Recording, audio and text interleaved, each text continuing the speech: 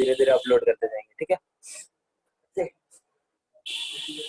तो शुरू करते हैं।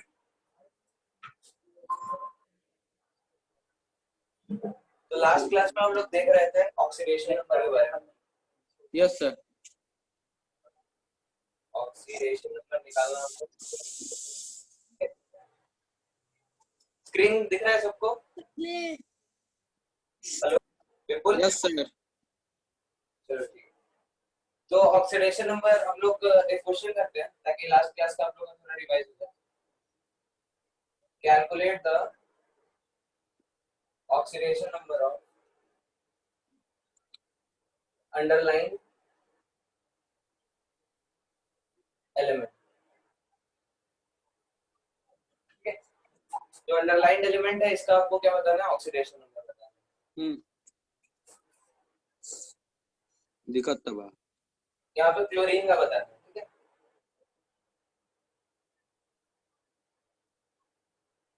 यहाँ पे इस कार्बन का और इस कार्बन, दोनों कार्बन का बताना है।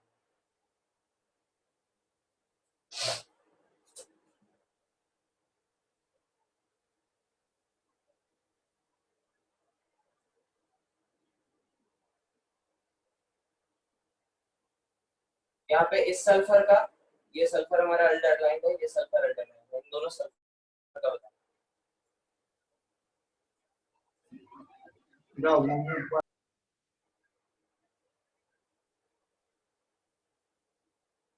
यहाँ पे क्रोमियम का बताना है, ठीक है।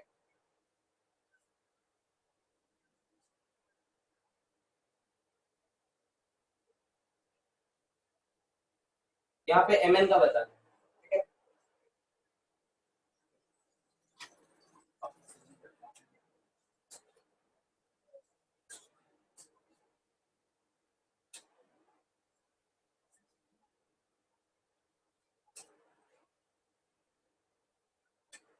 यहाँ पे इस कार्बन का बताना है।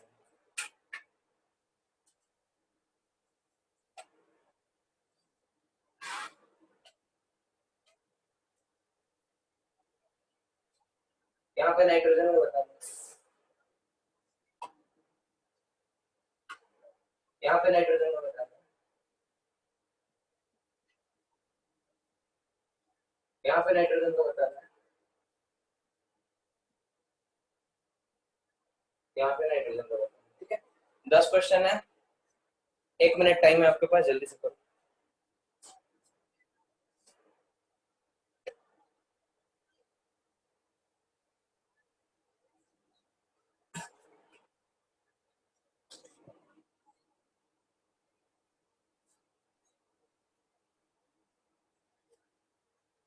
स्क्रीन क्लियरली दिख रहा है सबको?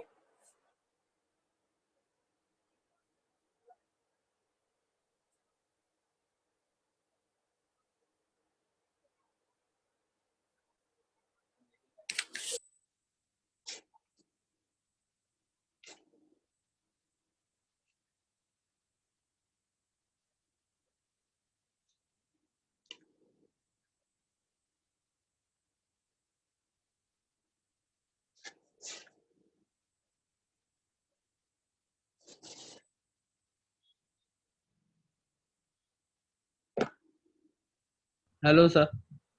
बोलिए, हो गया? नहीं सर, करिए।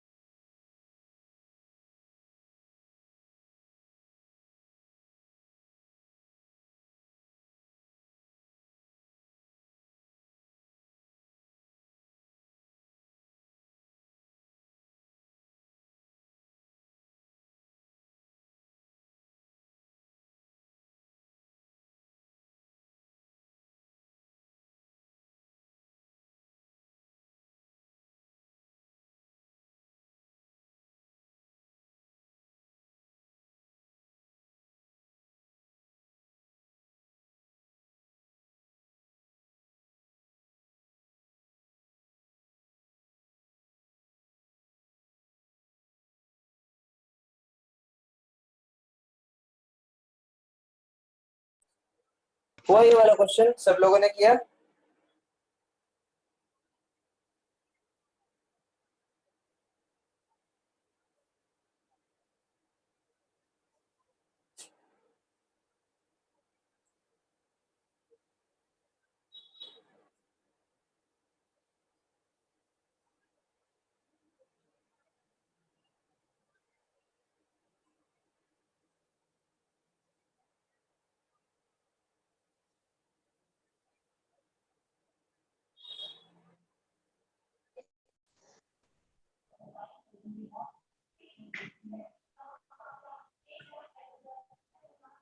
ठीक है, चलो इसको देखते हैं। CaOCl2, यहाँ पे क्लोरीन का क्या है ऑक्सीडेशन स्टेट?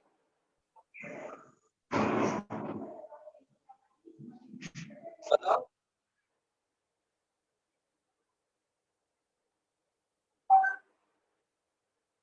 हेलो, किसी से नहीं हुआ?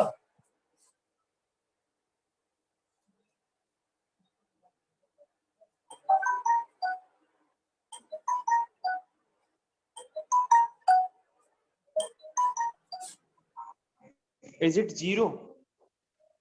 0, वेरी गुड।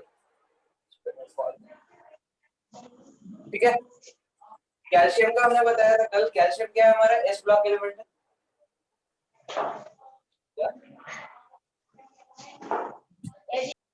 ठीक है, कैल्शियम हमारा अल्कलाइन अर्थ मेटल है। अल्कलाइन अर्थ मेटल हमेशा +2 में रहता है। ऑक्सीजन का जनरली -2 होता है और ओवरऑल इसका 0 होना चाहिए। तो Cl पे क्या होगा? Oxidation number 0। ठीक है, यहाँ पे एक्चुअली होता ही है कि ये जो Cl2 है ये असल में इस फॉर्म में एग्जिस्ट कर सकता है। CaOCl,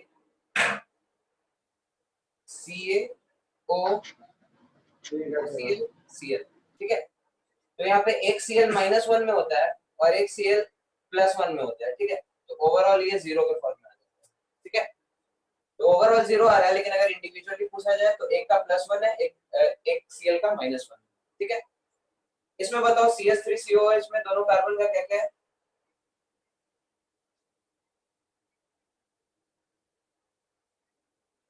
तो इसके हम लोग स्ट्रक्चर से करेंगे। सबसे पहले इसका स्ट्रक्चर ड्रॉ करते हैं। कार्बन हेलो से सर। क्या? हेलो सर, फर्स्ट वाला थोड़ा सा रिपीट नहीं करते, थोड़ा सा ठीक है, मिस हो फर्स्ट गया। वाला CaOCl2। ठीक है, कैल्शियम हमने बताया था अल्कलाइन अर्थ मेटल्स हमेशा +2 में एग्जिस्ट करते हैं। ठीक है, ठीक है। तो कैल्शियम +2 हो गया। ऑक्सीजन -2 रहेगा हमेशा, जब तक कि हमेशा। पेरोक्साइड नहीं हो या फिर फ्लोरीन के साथ नहीं। ठीक है, तो ये -2 हो गया और फ्लोर इस दोनों का 0 हो गया। इसका अगर x मान लेते हैं तो +2 -2 + 2x = 0। तो x = 0 आ गया। ठीक है, और जानकारी के लिए ये जान लो, ये जो कंपाउंड होता है इसमें असल में 2 अनायन होते हैं। एक अनायन होता है Cl- और एक OCl-। तो OCl- में ऑक्सीजन का -2 रहता है और Cl का +1 रहता है। एक क्लोरीन -1 में है और एक +1 में, तो ओवरऑल 0 हो रहा है। ओके। जैसे इस कंपाउंड में भी देखो, इस कार्बन का क्या होगा? कार्बन हाइड्रोजन में पहले क्या होता है? हम इलेक्ट्रोनेगेटिविटी का जो चार्ट लिखवाए थे, पहले सिक होता है फिर हॉस्पिटल होता है। तो सिक में C हमारा कार्बन है, तो कार्बन ज्यादा इलेक्ट्रोनेगेटिव है हाइड्रोजन से। तो हाइड्रोजन पे +1, कार्बन पे -1, इधर हाइड्रोजन पे +1 -1, इधर +1 इधर -1। ठीक है, अब यहाँ पे कार्बन कार्बन बॉन्ड है, तो कार्बन के कारण 0, कार्बन के कारण 0। ठीक है, तो इस कार्बन पे क्या हो गया? -3। ठीक है, इस कार्बन पे देखते हैं। इस कार्बन के कारण तो 0। ऑक्सीजन के कारण क्या होगा? इधर -2 इधर +2। ऑक्सीजन का इधर -2 इधर +1 और इधर +1, तो इस कार्बन पे क्या है? +3। ठीक है, ओवरऑल अगर कार्बन पे पूछा जाए ऑक्सीडेशन नंबर तो 0 बताएंगे, लेकिन अगर इंडिविजुअली पूछा जाए इस कार्बन पे और इस कार्बन पे, तो इस पे -3 है, इस पे +3। क्लियर है? हेलो, समझ में आ रहा है सबको? हाँ। ठीक है, फिर अगला कंपाउंड देखते हैं। This is H2H2O8। ठीक है, H2H2O8। यहाँ पे सल्फर है, यहाँ पे ऑक्सीजन है, तो ऑक्सीजन क्या? -2 और इधर +2। ठीक है, फिर इस ऑक्सीजन के कारण इधर -2 इधर +2। इस ऑक्सीजन के कारण क्या होगा? -1 और इधर +1। ठीक है, फिर इस ऑक्सीजन के कारण इधर -2 इधर +1। Yes sir. तो इस सल्फर पे क्या आ गया? +2 +2 +4 यस सर। +2 विपुल आनंद। 6। सबका आया है +6। या ठीक है, इस सल्फर का क्या होगा? मतलब okay symmetry sir, I will. +6। ठीक है, ये समझ में आ रहा है? लिखा तू हैं? चूड़ा भूजा दिया। Yes sir. I haven't out sir, but I will wait a minute, please.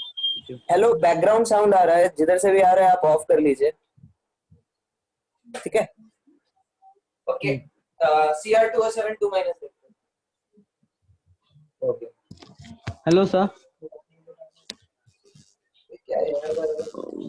So first doubt is that कि क्रोमियम how का क्या to है? find 6 +6। ठीक है, सबका आया also प्लस। on this किसी को one कोई can डाउट है you इसमें? देख दीदी क्या कहा हाँ, how to find the uh, charge on 1 gram of ions Al3 plus, एक मिनट, ये साउंड कहाँ से आ रहा the है? charge on 1 gram ions of Al3 plus. विपुल आनंद, नियम क्या था माने इहो होते हमरे निकाल कर रखा है। ठीक है, ये वाला क्वेश्चन क्लियर हुआ? 6, किसी को डाउट है इसमें +6 कैसे आ रहा है? Yes sir. चलो आगे बढ़ते हैं। MnO4 माइनस, यहाँ पे क्या है Mn का? ये दे दे मेरे को क्या हेलो,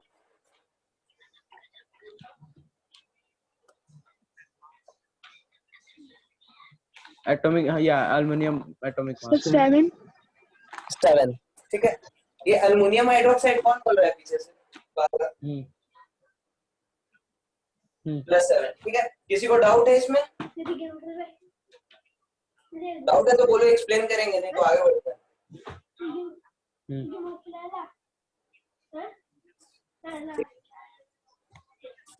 यहाँ पे इस कार्बन का क्या होगा?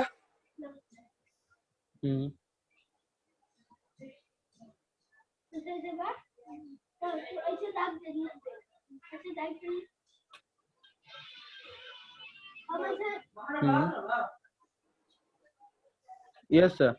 3 into NaE, right sir?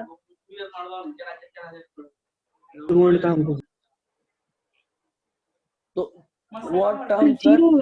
Hello, इसमें कौन सा फॉर्मूला यूज हुआ सर?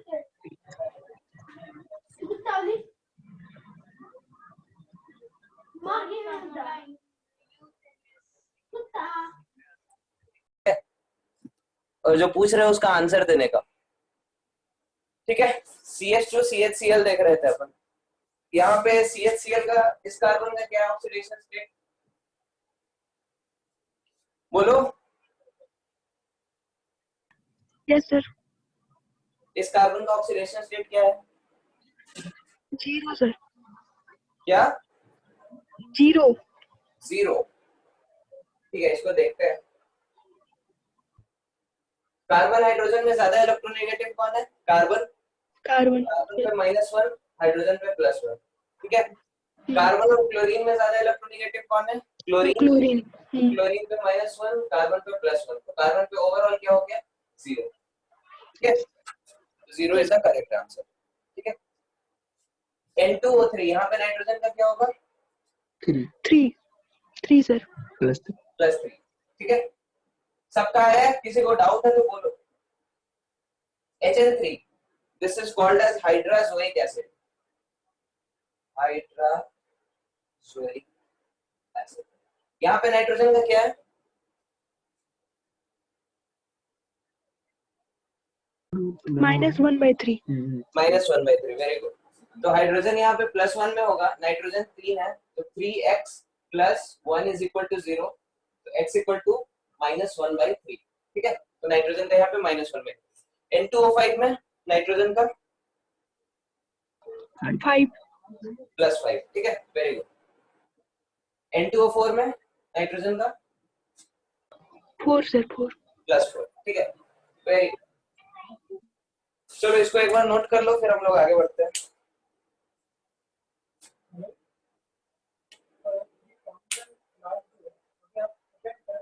स्क्रीन क्लियरली दिख रहा है सबको? यस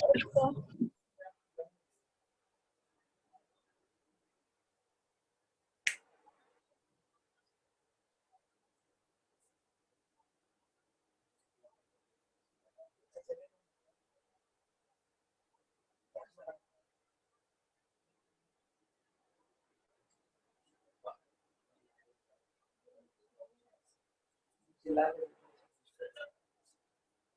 ठीक है, आगे बढ़ते हैं।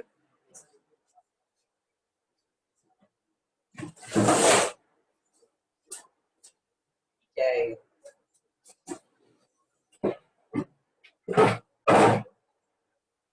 Board game.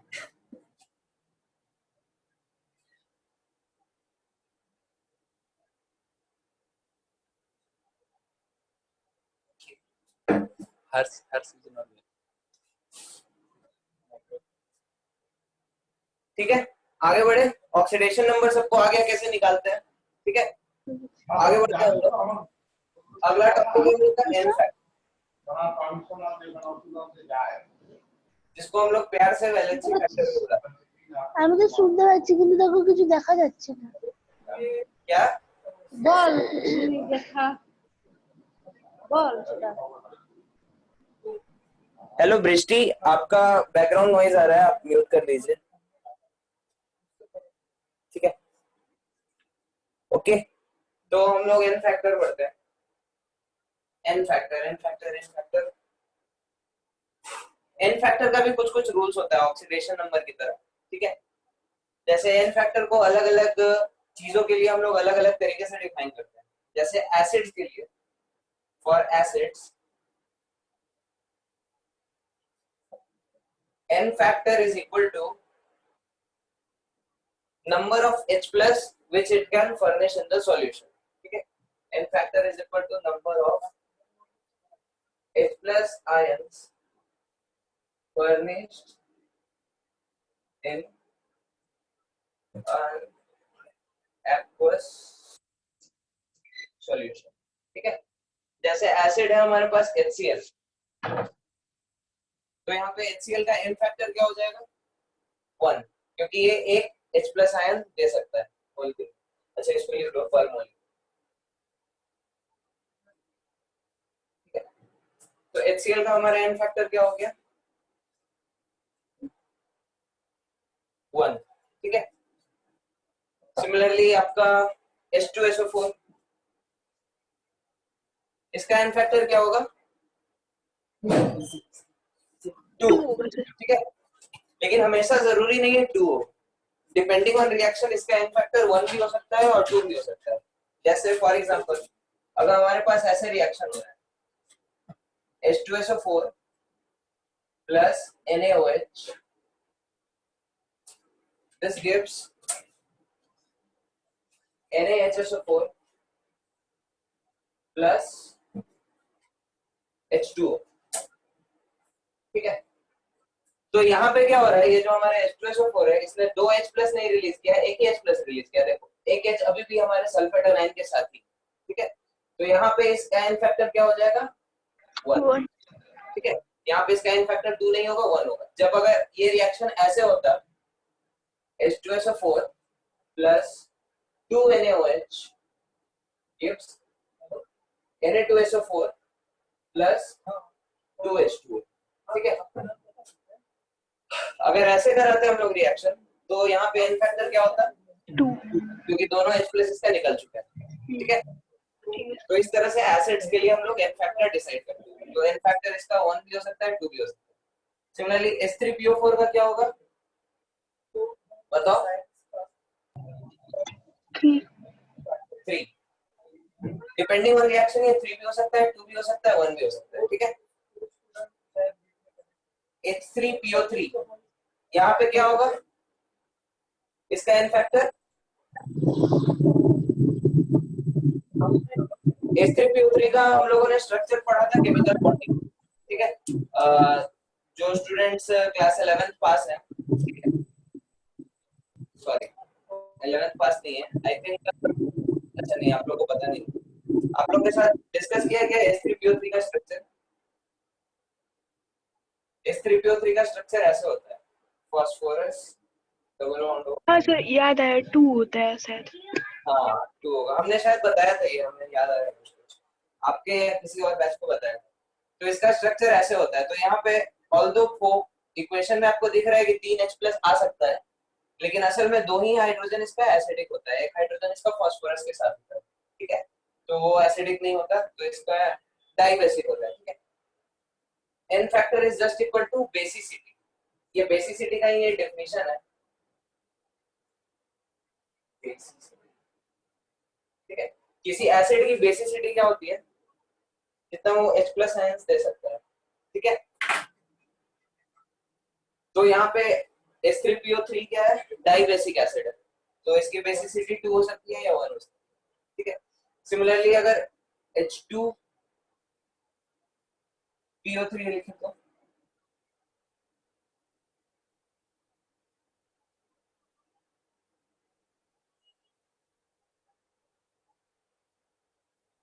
1 सर 1। इसका स्ट्रक्चर कैसा होगा? POH H H double bond, sorry H3PO3 नहीं होगा, H3PO2 होगा, H3PO2 सॉरी H3PO2। तो इसकी बेसिसिटी 1 ही होगी। यहाँ पे एक ही H+ है, तो ये दे सकता है।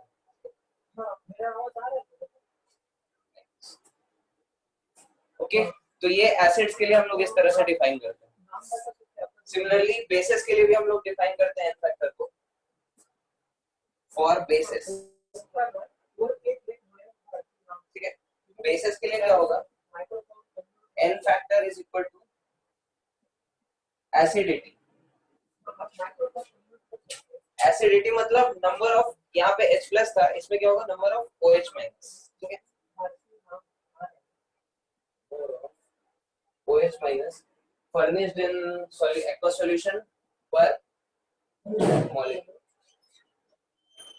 ठीक है। तो बेसिस के लिए ये डेफिनेशन हो गया हमारा। एग्जांपल भी आप देख सकते हैं, जैसे NaOH है, इसके लिए n फैक्टर क्या हो जाएगा? 1, क्योंकि एक OH माइनस पर मॉलिक्यूल ये दे रहा है सॉल्यूशन। सिमिलरली CaOH होल्ड 2 इसका 1 भी हो सकता है, 2 भी हो सकता है, जस्ट लाइक दिस। इस रिएक्शन में क्या हो रहा है? यहाँ पे एक मोल एक H+ दे रहा है, यहाँ पे 2 H+ दे रहा है, तो इसका n फैक्टर 1 है या 2 है। यहाँ पे भी एक हो सकता है या फिर 2 हो सकता है, ठीक है। तो लाइक दिस, इस तरह से आप बेसिस के लिए भी n फैक्टर डिफाइन कर सकते हैं। ये चीज क्लियर है? हेलो, यस कुछ सर बोलिए। Yes sir. तो इसको एक बार नोट कर लो, फिर हम लोग आगे बढ़ते हैं।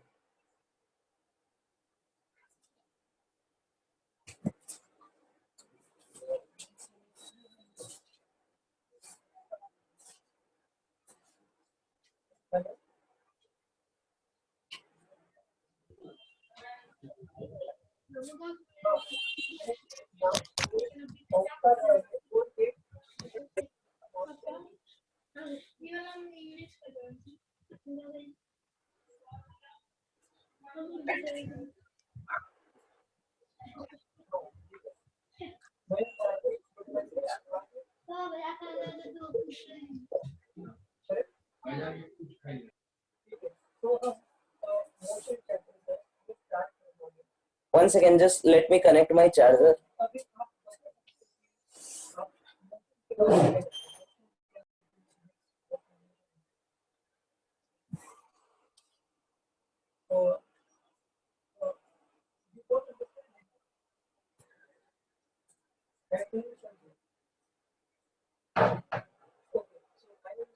ठीक है, आगे बढ़े, इसको मिटा रहे हैं।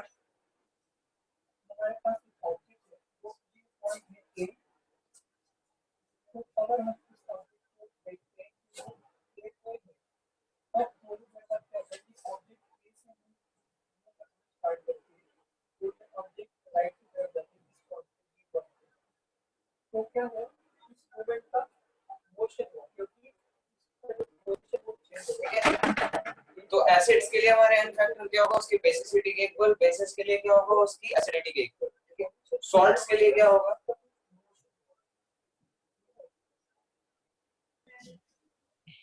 सॉल्ट्स को हम लोग दो कैटेगरी में बांटते हैं, नॉन रिडॉक्स सॉल्ट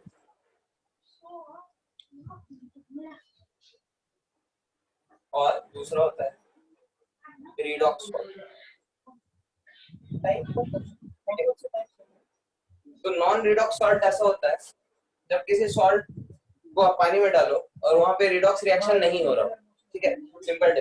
जब रिडॉक्स रिएक्शन नहीं हो रहा हो तो वो हमारा नॉन रिडॉक्स सॉल्ट होगा। तो इसके लिए n फैक्टर हमारा होता है n factor is equal to net cationic और अनायनिक चार्ज। ये सब नाम आप इसका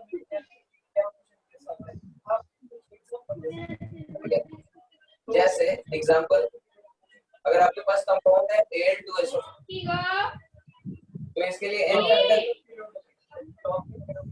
n फैक्टर क्या होगा? कौन है ये पीछे से आवाज आ रहा है?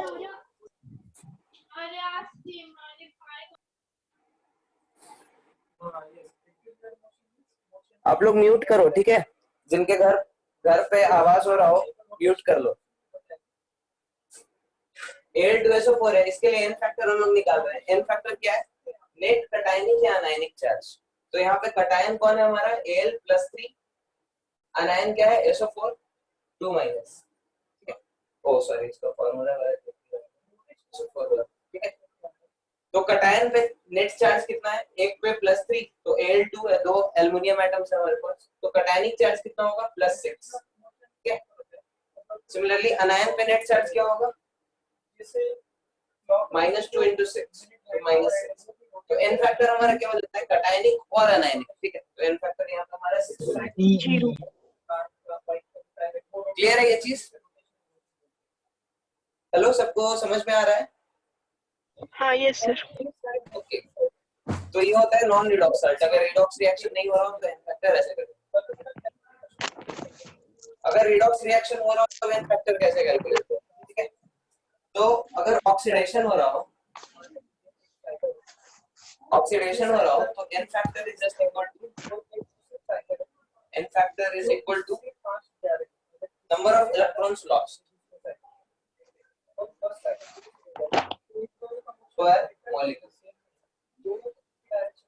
पर मॉलिक्यूल हमारा कितना इलेक्ट्रॉन्स लॉस्ट हो रहे हैं, ठीक है। That is only our n factor. अगर रिडक्शन हो रहा हो तो n factor is equal to number of electrons gain per ठीक है। सबको पता है ऑक्सीडेशन क्या होता है? Oxidation is nothing but loss of electron, ठीक है। इलेक्ट्रॉन अपना लूज करता है कोई स्पीशीज, तो उसको हम लोग बोलते हैं ऑक्सीडेशन। इलेक्ट्रॉन गेन किया उसको हम लोग क्या बोलेंगे? रिडक्शन, ठीक है। तो हम लोग कुछ इसका एग्जांपल्स देखते हैं। जैसे अगर आपके पास कुछ ऐसा रिएक्शन हो रहा हो,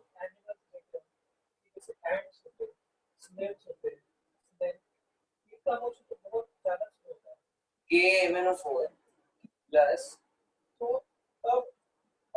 Na2SO3 gives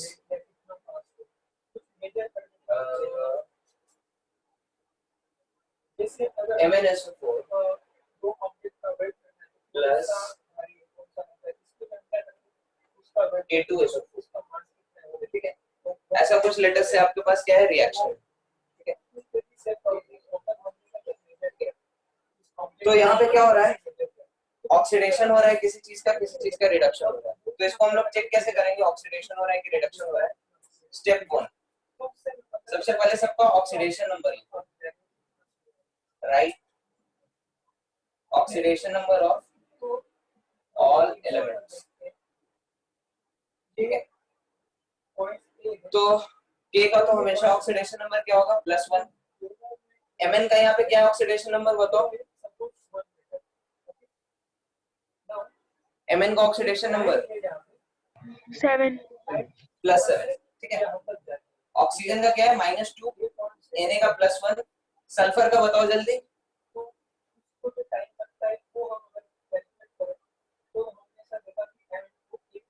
बोलो को क्लास में थोड़ा एक्टिव है। 4 4, ठीक है, +4। ऑक्सीजन का -2, यहाँ पे Mn का कितना है?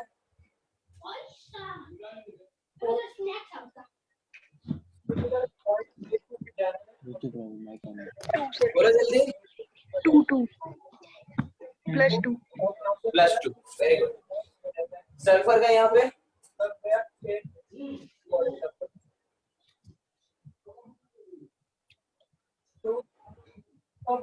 बोलो। क्या क्या सर? वो सल्फर सल्फर का का यहाँ सल्फर का क्या है? +6 सर। +6, ठीक है। ऑक्सीजन का फिर -2, के का हमेशा +1, सल्फर का यहाँ पे +6, यहाँ पे O का -2, ठीक है। ऑक्सीडेशन नंबर एकदम खटक खटक टिप्स पे होना चाहिए आपको, ठीक है, चुटकी बजाते हुए निकलना चाहिए। तो हमने स्टेप 1 कर लिया, ठीक है। ऑक्सीडेशन नंबर सबके लिखिए। Step 2, identify the elements in which oxidation number is changing.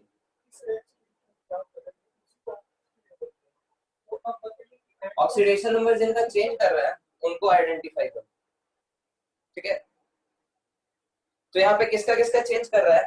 Potassium का इस साइड भी +1 है, इस साइड भी +1 है, ठीक है। पोटेशियम मैग्नीज का चेंज हो रहा है सर, मैग्नीज का, मैंगनीज का, और उसके बाद सल्फर सल्फर का सर। सल्फर यहाँ +4 है, यहाँ पे +6 है। तो दो अगर हमारे Mn और सल्फर, तो हम लोगों ने स्टेप 2 भी कर लिया, ठीक है। आइडेंटिफाई कर दिए एलिमेंट्स जो ऑक्सीडेशन नंबर चेंज कर रहे हैं, ठीक है। स्टेप 3 किधर लिखे? ऊपर का मिटा दे, लिख लिया सबने?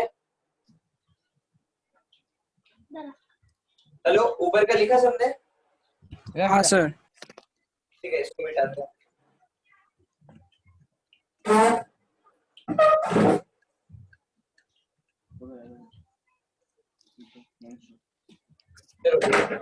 स्टेप 2 हो गया हमारा। स्टेप 3 क्या होता है? जिनका चेंज कर रहा है बस उनको लिख देगा, ठीक है। जैसे Mn का यहाँ पे क्या हो रहा है? +7 से जा रहा है ये +2 में, तो हम Mn के कंपाउंड को लिखेंगे। MnO4 माइनस है हमारा, ये किसमें कन्वर्ट हो गया? MnSO4, ठीक है। और यहाँ पे ये +7 से कहाँ चला गया? +2 में, ठीक है। तो यहाँ पे क्या हुआ? इसने 5 इलेक्ट्रॉन गेन किया होगा, सर पेन दिया, ठीक है। तभी ये +7 -5, तभी ये +2 बना होगा, ठीक है। तो यहाँ पे इसने क्या किया? गेन ऑफ इलेक्ट्रॉन किया। गेन ऑफ इलेक्ट्रॉन क्या होता है? रिडक्शन। तो इसको हम लोग बोलते हैं reduction half of the reaction, reduction half of the reaction, ठीक है। दूसरा किसका चेंज हो रहा है? सल्फर का। सल्फर का कैसे चेंज हो रहा है? हमारा SO3 2 माइनस है, इस साइड SO3 2 माइनस है, उस साइड क्या बन रहा है? SO4 2 माइनस बन रहा है, SO4 2 माइनस बन रहा है। तो यहाँ पे ये +4 से कहाँ जा रहा है? +6 में, ठीक है। तो इसने क्या किया होगा? 2 इलेक्ट्रॉन लूज किए होंगे, ठीक है। इसको चार्ज बैलेंस करके आप लोग देख सकते हैं। यहाँ पे S+4, यहाँ पे S कितना? +6। तो +6 को न्यूट्रलाइज करने के लिए 2 माइनस चाहिए, तो +6 - 2 +4 के इक्वल हो जाएगा। तो इस तरह से इसने क्या किया होगा? 2 इलेक्ट्रॉन को लूज किया होगा। तो यहाँ पे क्या हुआ? ऑक्सीडेशन, लॉस ऑफ इलेक्ट्रॉन मतलब oxidation. This is the oxidation half of the reaction, ठीक है। तो स्टेप 3 हमारा हो गया। स्टेप 3 में यही होता है, रिडक्शन हाफ और ऑक्सीडेशन हाफ को हम लोग अलग अलग लिखते हैं। तो अब यहाँ पे आप इनका एन फैक्टर निकाल सकते हैं, ठीक है। तो एन फैक्टर हमने क्या बोला? जिसका ऑक्सीडेशन हो रहा है, n factor is equal to number of electrons lost per atom. तो यहाँ पे क्या हो रहा है? इलेक्ट्रॉन इसने लूज किया है, तो इस स्पीशीज का एन फैक्टर क्या हो जाएगा? बताओ एन फैक्टर क्या होगा इसका? 2, ठीक है। 2 इलेक्ट्रॉन इसने लूज किया। इस चीज का एन फैक्टर क्या हो जाएगा? MnO4 माइनस का n factor is equal to 5, ठीक है। अच्छा, अगर इसका पूछे तो सल्फेट का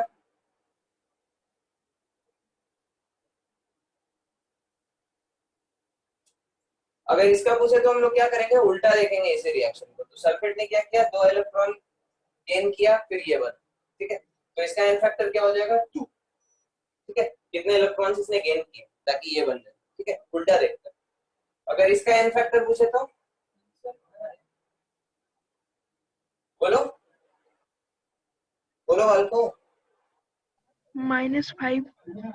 -5 नहीं, एन फैक्टर में हम लोग प्लस माइनस नहीं बोलते, ठीक है। हाँ बस चेंज जितना 5। हो रहा है उसका मॉड लेते हैं, तो एन फैक्टर हमारा 5 होता है, ठीक है।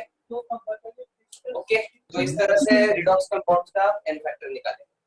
हेलो सर, हाँ बोलो।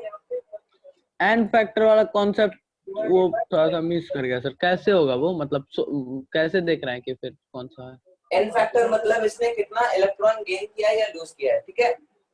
अगर रिडॉक्स हो रहा है, ऑक्सीडेशन या रिडक्शन हो रहा है, ऑक्सीडेशन होगा मतलब कितना, क्या, हेलो, ऑक्सीडेशन हो रहा है मतलब कितना इलेक्ट्रॉन उसने लूज किया है पर मॉलिक्यूल। तो यहाँ पे एक मॉलिक्यूल में इसने 2 इलेक्ट्रॉन लूज किया है, ठीक है, एन फैक्टर 2 हो गया इसका। यहाँ पे इसने 5 इलेक्ट्रॉन गेन किया तो इसका एन फैक्टर 5 हो गया। वहाँ 5 इलेक्ट्रॉन्स कैसे गेन किया सर? 5 कैसे किया, हाँ तो ऐसे पूछो ना। तो Mn यहाँ पे +7 में है, ठीक है, ठीक है। यहाँ पे Mn +2 में है, ठीक है।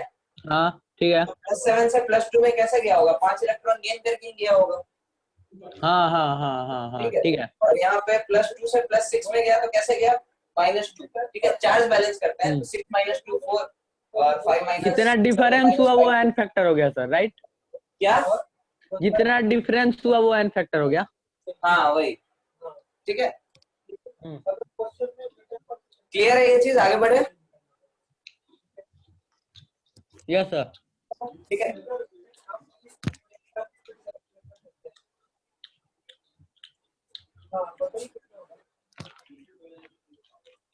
स्क्रीनशॉट। ठीक है, एन फैक्टर निकालने आ गया। अब हम लोग आगे बढ़ते हैं। इस चैप्टर का अगला पार्ट है बैलेंसिंग ऑफ रिएक्शन। इसको नोट कर लो, फिर हम लोग आगे बढ़ते हैं। जल्दी से नोट करो।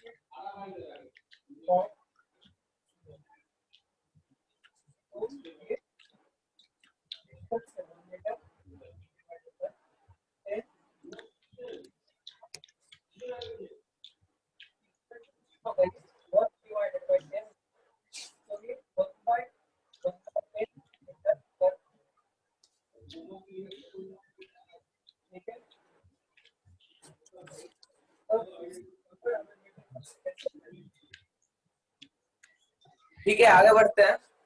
Yes sir. अगला पार्ट हम लोग पढ़ते हैं इस चैप्टर का, जो है बैलेंसिंग ऑफ रेडॉक्स रिएक्शंस।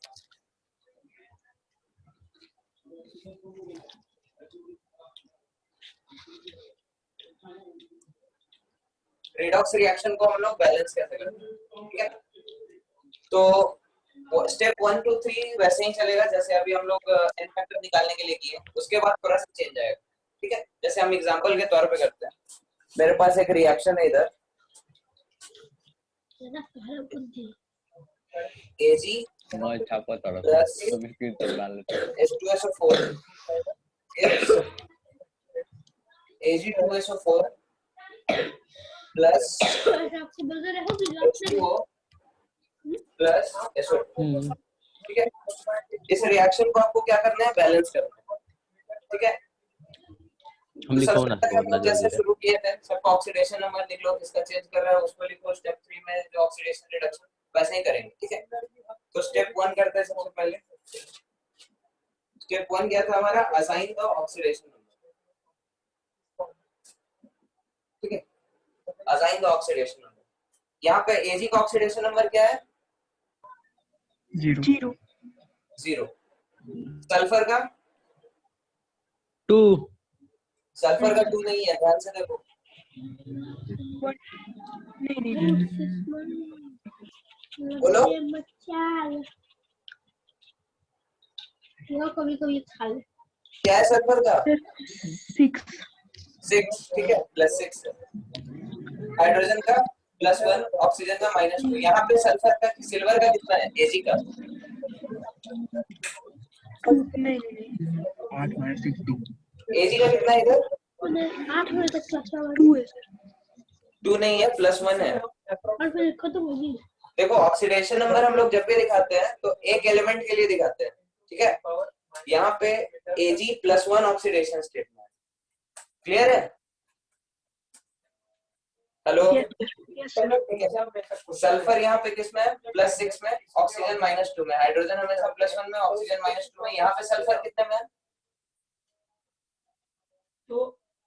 बोलो बोलो, वाल को थोड़ा जोर से बोलो। किसी भी ऑब्जेक्ट का स्पीड कैलकुलेट कर सकते हैं। अगर हमें दिया है कि कितना टाइम लगता है, सल्फर का यहाँ पे क्या ऑक्सीडेशन स्टेट? 4 4। इतना टाइम क्यों लग रहा है? अब ये जो स्पीड ठीक है, +4। तो स्टेप 1 हमारा हो गया ज़ाइंक ऑक्सीडेशन, ठीक है। स्टेप 2 हमारा होता है ऑक्सीडेशन और रिडक्शन आप देखने का, या फिर पहले जिसका चेंज हो रहा है उसको देखने का। क्या होता है? तो किसका किसका चेंज हो रहा है? सिल्वर का चेंज हुआ, 0 से +1 में गया, ठीक है। और किसका चेंज हुआ? सल्फर का हुआ सर। सल्फर का हुआ, ठीक है। हाँ तो Ag और सल्फर को हम लोग अलग अलग लिखते हैं। तो Ag और सल्फर हमारा क्या है? जिसका चेंज हुआ, ठीक है। फिर स्टेप 3 में जाएंगे। स्टेप 3 में क्या करते थे? ऑक्सीडेशन हाफ और रिडक्शन हाफ लिखते थे। तो जिसका चेंज हुआ है उसका देख लेते हैं। Ag के साथ क्या हुआ? Ag हमारा चला गया Ag2SO4 में, ठीक है। यहाँ पे 0 था, यहाँ पे +1 है, ठीक है। जब भी ऐसा रिएक्शन हो तो सबसे पहले क्या करेंगे? दोनों को बैलेंस करेंगे। जैसे यहाँ पे Ag2 है, ठीक है, तो यहाँ पे 2 Ag लिखेंगे, ठीक है। Yes sir. फिर 2 के लिए इसका क्या होगा? +2, तो यहाँ पे 2 इलेक्ट्रॉन्स, ठीक है। Yes sir. फिर सल्फर का देखते हैं। सल्फर क्या है? यहाँ पे SO4 2 माइनस पे, SO4 2 माइनस से कहाँ गया? ये SO2 में गया, ठीक है। तो यहाँ पे +4 से, सॉरी +6 से ये गया +4 में, तो इसने क्या किया होगा? 2 इलेक्ट्रॉन गेन किया, माइनस। ठीक है। Yes sir. क्लियर है यहाँ तक सबको? Yes yes. सर। ठीक है। अब फिर क्या करें बताओ? क्या इसका एन फैक्टर पहले बताओ। यहाँ पे हाँ, 2 Ag का एन फैक्टर कितना है? रुको एक मिनट। Ag का एन फैक्टर कितना है? एन फैक्टर हाँ 1 है। 1 है। 1 है, ठीक है। अच्छा, अगर Ag2SO4 का पूछे एन फैक्टर तो क्या बताएं? Ag2SO4 Ag2SO4 का एन फैक्टर तो ये 1 होगा तो ये 2 मीटर होगा। तो अगर ये 1 ही होगा सर। नहीं, 1 नहीं होगा, 2 होगा, ठीक है। क्योंकि एन फैक्टर हमने बताया था, एन फैक्टर जब भी देखते हैं तो पर मॉलिक्यूल देखते हैं, ठीक है। तो इसके एक मॉलिक्यूल के लिए क्या हो रहा होगा? Ag+1, एक मॉलिक्यूल में 2 सिल्वर एटम, ठीक है। तो 2 के लिए यहाँ पे 2 इलेक्ट्रॉन्स गेन हो रहे हैं, तो n का वैल्यू 2 हो जाएगा। समझ में आया? हाँ सर। इसका एन फैक्टर बताओ। टोटल 2 सेकंड्स लगा है यहाँ से यहाँ। 2 सर। 2 ठीक है। +6 से +4 में गया 2। SO2 का एन फैक्टर स्नैक्स मत करना। सर एक बार ये वाला फिर से बताइएगा, SO2 का कैसे होगा? SO2 का हम लोग उल्टा देख लेंगे, ठीक है। +4 से +6 गया, ठीक है। तो एन फैक्टर में चेंज कितना हुआ पर एटम? 2, ठीक है। तो एन फैक्टर हो जाएगा, तो ठीक है। स्पीड कितना है बाइसिकल का, तो हम क्या बताएंगे? क्लियर है? हाँ ठीक है सर। ठीक है। अब जब बैलेंस करने का होता है तो हम लोग को ये चीज ध्यान रखना है कि सिस्टम में इलेक्ट्रॉन ना तो बाहर से आएगा ना तो कहीं गायब होगा, सिस्टम के बाहर जाएगा, ठीक है। मतलब यहाँ पे अगर 2 इलेक्ट्रॉन रिलीज हो रहा है तो वही 2 इलेक्ट्रॉन जितना इधर रिलीज हो रहा है उतना ही इधर आएगा, ठीक है, क्योंकि बाहर से कहीं इलेक्ट्रॉन नहीं आ रहा है या फिर अंदर से कहीं गायब नहीं हो रहा है इलेक्ट्रॉन, ठीक है। तो नंबर ऑफ इलेक्ट्रॉन्स हमेशा क्या होने चाहिए, बैलेंस, ठीक है। इस बाइसाइकिल का स्पीड हेलो, क्लियर है ये चीज? हाँ यस सर। हाँ, तो यहाँ पे क्या होगा, हम लोग जनरली अगर ये बैलेंस नहीं हो, यहाँ पे तो बैलेंस है, 2 इलेक्ट्रॉन इधर रिलीज हो रहा है, 2 इलेक्ट्रॉन इधर एब्जॉर्ब हो रहा है, ठीक है। तो इधर कुछ मल्टीप्लाई करने का जरूरत नहीं है, 1 से मल्टीप्लाई कर दो। अगर लेटेस्ट से यहाँ पे 3 होता है, यहाँ पे 5 होता, ठीक है, यहाँ 3 होता है, यहाँ 5 होता, तो क्या करते हैं, इसको 5 से मल्टीप्लाई करते हैं, इसको 3 से, ताकि 15 इलेक्ट्रॉन कट जाए, ठीक है। ठीक है यस सर। लेकिन यहाँ पे बैलेंस है, यहाँ पे पहले से ही बैलेंस है, तो इधर कुछ मल्टीप्लाई करने का जरूरत नहीं, 1 से हमने मल्टीप्लाई कर दिया और हमारा रिएक्शन फिर क्या हो जाएगा, बैलेंस। अब इसको हम लोग, ये आपका स्टेप 4 था, बैलेंस द इलेक्ट्रॉन्स, ठीक है। उसके बाद स्टेप 5 याद देता हूँ क्या, ठीक है। अच्छा क्या हम अपने गंदा गंदा हो जाए। कहाँ से आवाज आ रही है? आप म्यूट कर लो या तो खेल लो उधर बच्चे के साथ, अभी तक किसी को कुछ डाउट ठीक है। अगले स्टेप में क्या करेंगे, हम लोग पूरा जो बैलेंस रिएक्शन है उसको एक साथ लिख लेंगे। तो यहाँ पे क्या होगा, 2Ag plus SO4, SO4 2 minus, तो ये हमारा H2SO4 पूरा ऐसे लिखने का, H2SO4, this is going to give क्या, Ag2SO4 plus H2O total distance travelled by plus total time, SO2, ठीक है। तो इन सब के कोफिशिएंट्स तो ऐसे ऐसे ही होंगे, बाकी सब अब आप लोग को क्या करना है, बैलेंस करना है इसके हिसाब से, ठीक है। तो हाइड्रोजन देख लो, हाइड्रोजन कैसे बैलेंस करेंगे, H2SO4 है, तो आगे बढ़ेंगे। सल्फर इधर आपको 2 है, अगर तो इधर ये 2 हो जाएगा, ऐसा अगर ये 2 हो जाएगा। एग्जाम में आया कि कुछ डिस्टेंस दिया उसके है, बाद टाइम है और पूछा कि एवरेज स्पीड कितना है, तब तो आप कैलकुलेट कर सकते हैं ना। हाइड्रोजन इधर 4 हो गए, तो इधर हाइड्रोजन बैलेंस हो गया ये, ठीक है। बाकी सब चीज हम लोगों ने पहले से बैलेंस किया था, Ag बैलेंस्ड है, सल्फर इधर बैलेंस्ड है, हाइड्रोजन अनबैलेंस था, तो उसको हमने 2 मल्टीप्लाई करके बैलेंस किया, ठीक है। ठीक है सर। तो ऐसे हम लोग करेंगे, पहले ऑक्सीडेशन नंबर, फिर जिसका चेंज हो रहा है उसको देखने का, ऑक्सीडेशन ऑफ, रिडक्शन ऑफ लिखने का, इलेक्ट्रॉन्स बैलेंस करने का, उसके बाद जो इनके अलावा जो बाकी सब पार्टिसिपेंट्स हैं, रिएक्टेंट्स उसको बैलेंस करना, ठीक है।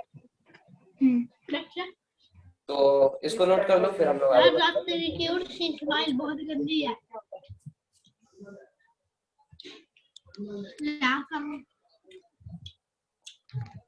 क्या होता है? बहुत अच्छा है। हाँ?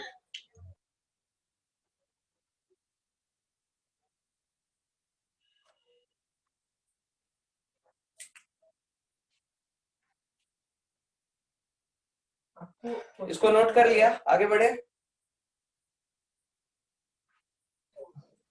आपको सीजीएस यूनिट क्या होता है पता है? ओ ठीक है, तो हम जब यूनिट की बात करते हैं तो यूनिट 2 टाइप्स के होते हैं, एक होता है सीजीएस और एक होता है एमकेएस, ठीक है। तो हर चीज के लिए, जैसे डिस्टेंस के लिए, टाइम के लिए, मास के लिए, हर एक चीज के लिए, ठीक है, आगे बढ़े, इसको मिटा रहे हैं। स्पेसिफाइड होते हैं, मतलब जो हम यूज करते हैं। तो जैसे मीटर जो है वो एमकेएस यूनिट ऑफ लेंथ है, तो लेंथ हम किस में मेजर करते हैं, मीटर में मेजर करते हैं ना। तो मीटर जो है वो यूनिट है लेंथ का, और लेंथ का सीजीएस यूनिट होता है सेंटीमीटर, ठीक है। सिमिलरली टाइम का यूनिट क्या होता है? तो हम कुछ रिएक्शन दे रहे हैं, आप लोग उसको बैलेंस करिए।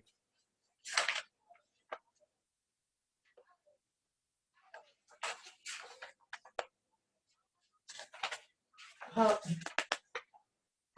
क्या बताइए फिर से।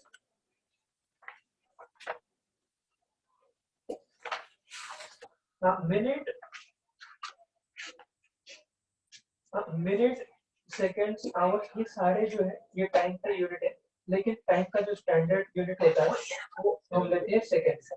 55 ये टाइम का स्टैंडर्ड यूनिट है। तो अब इसी फॉर्मूला से हमें स्पीड का यूनिट क्या है ये भी पता चल जाएगा। डिस्टेंस का जो यूनिट होगा वो डिवाइडेड बाय टाइम का जो यूनिट होगा वो। अब बताइए कि स्पीड का यूनिट क्या होगा।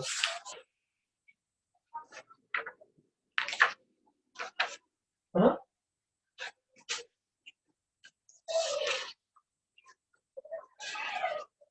ओके, तो हम आज एक शीट अपलोड करेंगे ग्रुप में, ठीक है। उसका सेक्शन ए और बी आप लोग अटेम्प्ट करिएगा, ठीक है। उसमें आपको कुछ कुछ बैलेंसिंग से रिलेटेड क्वेश्चंस मिल जाएंगे, तो उसको आप लोग अटेम्प्ट करिएगा, ठीक है। हम लोग अभी आगे बढ़ते हैं। कुछ कुछ स्पेशल कंपाउंड्स के लिए हम लोग क्या एन फैक्टर कैसे कैलकुलेट करते हैं ये देखते हैं, ठीक है।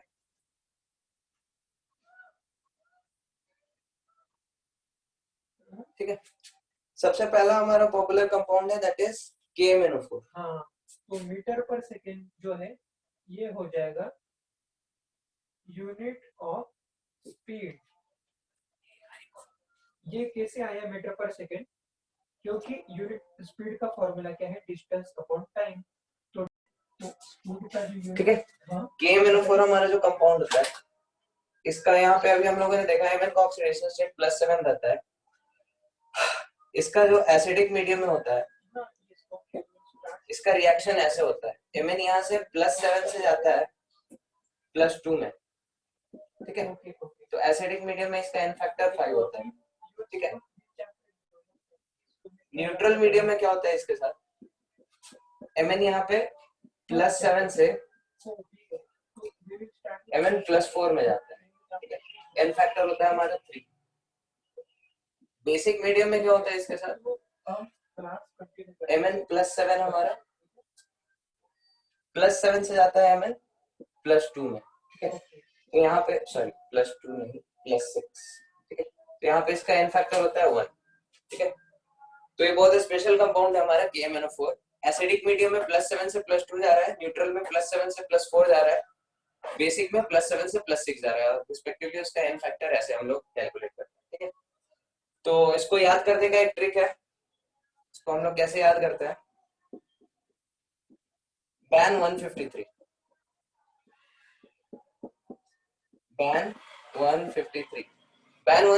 मतलब बेसिक मीडियम में एन फैक्टर 1, एसिडिक मीडियम में एन फैक्टर 5, न्यूट्रल मीडियम में एन फैक्टर 3, ठीक है। तो क्वेश्चन आएगा आपके सामने इसका, तो सीधे आपको ये सब इंफॉर्मेशन याद होना चाहिए, एन फैक्टर किस केस में कितना हो रहा है, ठीक है। ये हमारा KMnO4। दूसरा जो पॉपुलर कंपाउंड है, पॉपुलर ऑक्सीडाइजिंग एजेंट, ठीक है। All of these are oxidising agent. ये खुद रिड्यूस होता है, दूसरे को ऑक्सीडाइज करता है, ठीक है। इसको हम लोग ऑक्सीडाइजिंग एजेंट बोलते हैं। दूसरा ऑक्सीडाइजिंग एजेंट है Cr2O7 ठीक है। यहाँ पे अभी हम लोगों ने देखा क्रोमियम का क्या होता है, ऑक्सीडेशन स्टेट +6 होता है, ठीक है। तो ये क्या करता है, क्रोमियम +6 से +3 पे रिड्यूस होता है, ठीक है। और ये बहुत स्पेशल कंपाउंड है, इसका कुछ स्पेशलिटी है, ठीक है। इस कंपाउंड को अगर आप बेसिक मीडियम में डालो तो ये डाइक्रोमेट से क्रोमेट में कन्वर्ट हो जाता है, ठीक है। कैसे होता है, जैसे Cr2O7 ठीक है। इसको अगर आप बेसिक मीडियम में डालो तो ये किसमें कन्वर्ट हो जाता है, हमारे क्रोमेट में, CrO4 में। दोनों जगह ऑक्सीडेशन स्टेट का क्रोमियम का +6 ही है, ठीक है। तो ऐसे याद रखने का। सिमिलरली अगर क्रोमेट को अगर कहीं से एसिडिक मीडियम मिल जाए तो क्या होता है, वो इसमें कन्वर्ट हो जाता है। तो इन दोनों के बीच ऐसे इक्विलिब्रियम होता है। अगर ये इसको अगर बेस मिल जाए तो ये हो जाएगा, इसको अगर एसिड मिल जाए तो ये हो जाएगा, ठीक है। इसको कैसे याद रखते हैं, इसके लिए भी ट्रिक है। आप लोग मैथ्स में रेशियो एंड प्रोपोर्शन पढ़े होंगे कभी, ठीक है। तो इसका ट्रिक है A:B:C:D, ठीक है।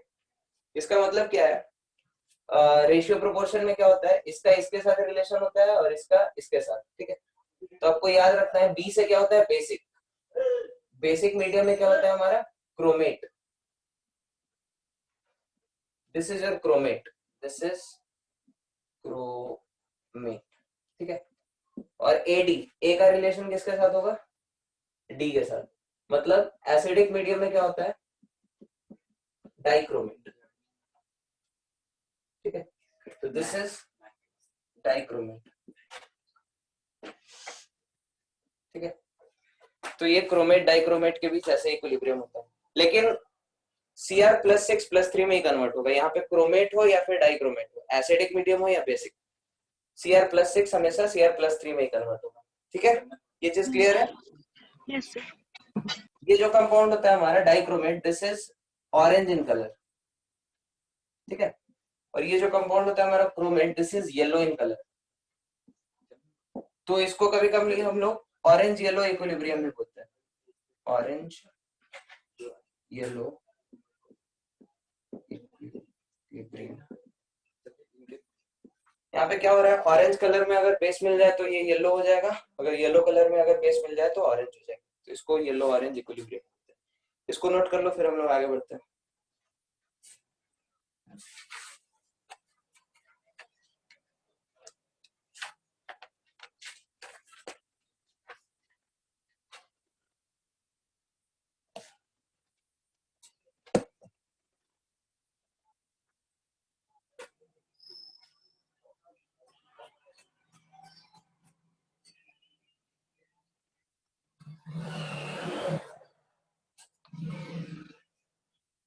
ठीक है, इसको नोट कर लिया, आगे बढ़े। हाँ Yes, या sir. फिर क्या करो, आप लोग स्क्रीनशॉट ले लिया करो, ठीक है। स्क्रीनशॉट लेने में कम टाइम लगेगा।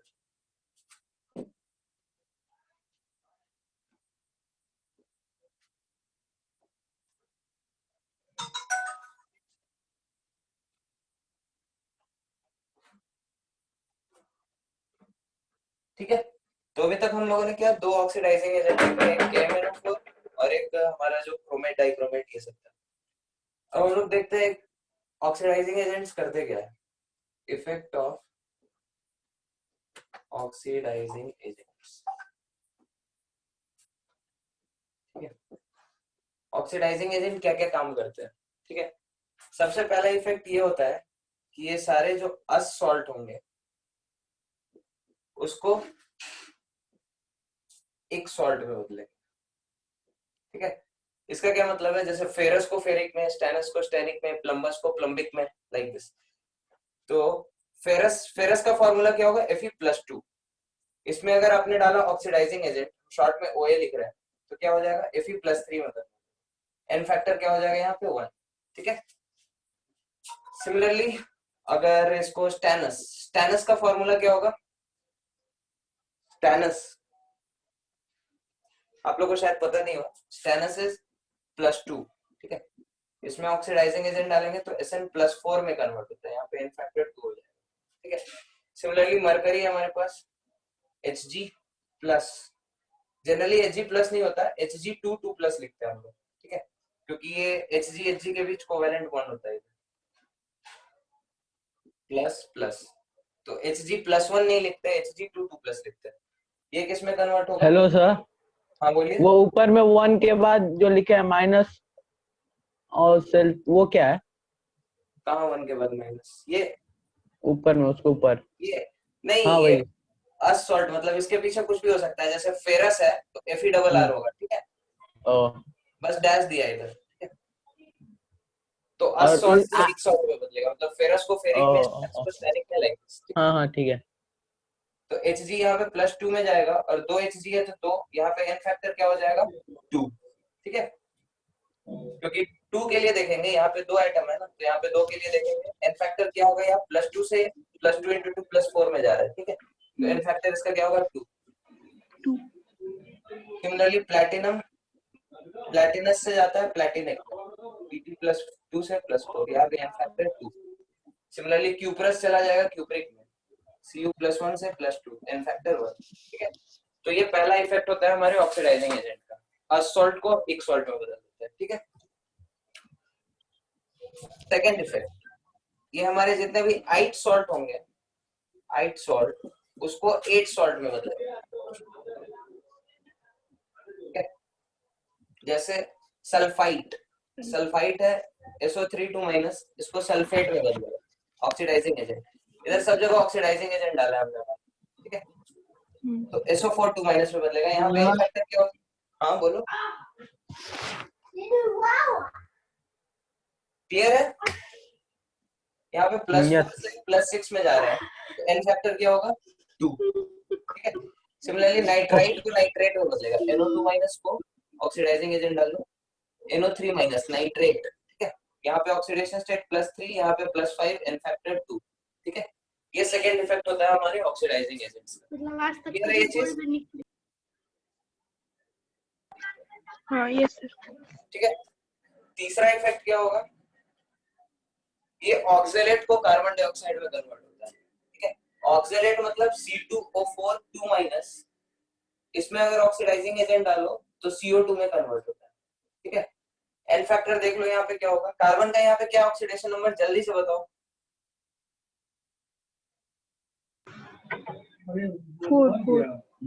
4, ध्यान से बताओ। नहीं सही। 3 है। ठीक है, +3 है और 2 कार्बन है, इसलिए यहाँ पे +6 से +4, यहाँ पे कार्बन का +4 है। ठीक है, 2 कार्बन के लिए +6, 2 कार्बन के लिए +8, तो इन फैक्टर क्या हो जाएगा? 2। ठीक है, तो ये तीसरा इफेक्ट होता है हमारे ऑक्सीडाइजिंग एजेंट का। ऑक्सलेट को किस में कन्वर्ट करता है? This is oxalate.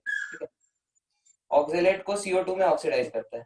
ठीक है, और भी बहुत सारे हैं, जैसे I- को I2 में कन्वर्ट करेगा। ठीक है, तो यहाँ पे एन फैक्टर क्या होगा? I- को I2, एन फैक्टर क्या होगा? -1 से 0 तो 1 होगा। हाँ ठीक है, एन फैक्टर 1 होगा। क्लियर है? तो इसको Yes, sir. स्क्रीनशॉट ले लो, फिर हम लोग आगे बढ़ते हैं।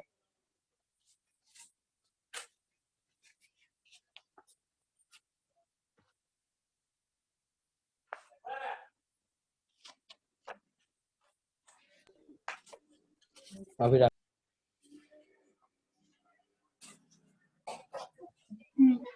ठीक है सर।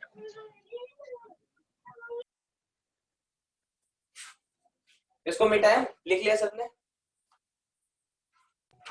Yes sir.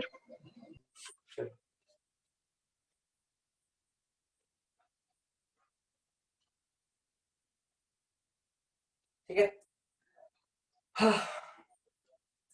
अगला हम लोग एक नया कंसेप्ट सीखने वाले हैं, दैट इज इक्विवेलेंट।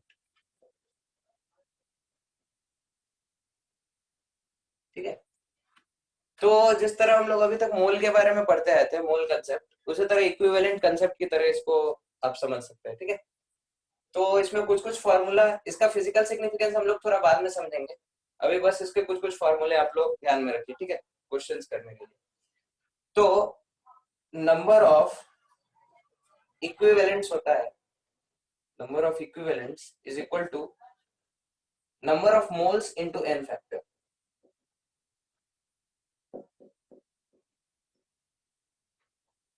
ठीक है, ये पहला फॉर्मूला आपको याद रखना है।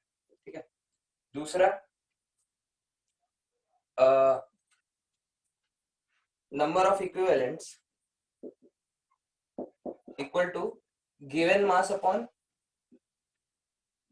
Equivalent mass. ठीक है, जिस तरह हम लोग नंबर ऑफ मोल्स निकालते थे, number of moles is equal to given mass upon molar mass, फिर number of equivalents equal to given mass upon equivalent mass. ठीक है, अब इसी को इसमें पुट कर दो तो एक तीसरा फॉर्मूला निकल के आ जाएगा। नंबर ऑफ इक्विवेलेंट्स को हमने लिख दिया क्या? गिवन मास अपॉन, इसको इसमें पुट कर दिया, तो given mass upon equivalent mass is equal to number of moles. Number of moles क्या होता है? Given mass upon molar mass, given mass upon molar mass into n factor.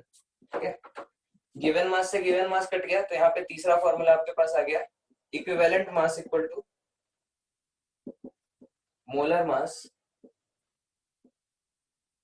Upon n factor. ठीक है, ये आपका तीसरा फॉर्मूला हो गया।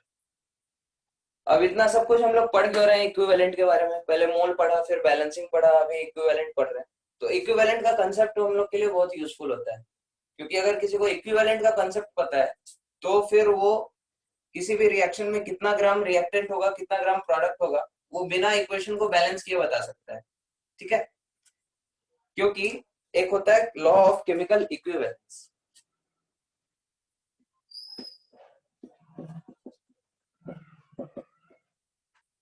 ये आपका लॉ ऑफ इक्विवेलेंस क्या करता है कि अगर कोई रिएक्शन हो रहा है, लेट अस से हमारे पास ऐसा रिएक्शन है, ठीक है, जिसमें A plus B gives C plus D, ठीक है, ऐसा रिएक्शन हो रहा है and this reaction is unbalanced. यहाँ पे ये रिएक्शन क्या है, बैलेंस नहीं है।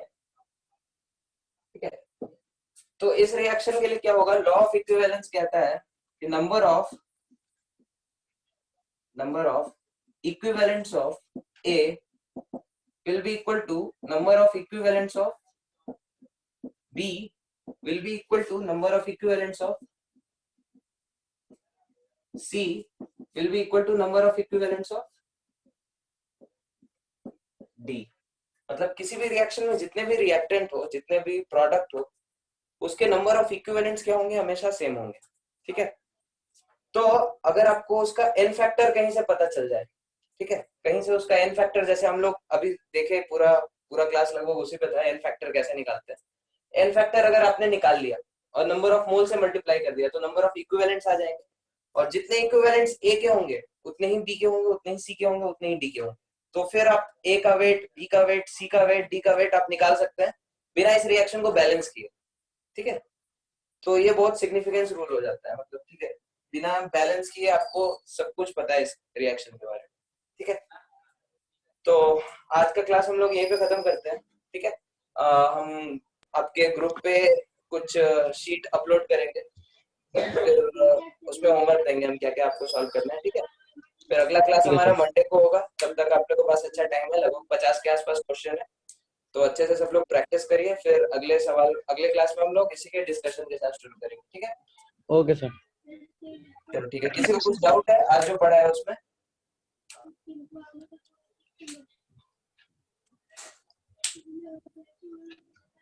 हेलो, नहीं सर, ठीक है। चलो ठीक है, तो we are ending the class here. Thank you very much. Thank you, sir. Thank you sir.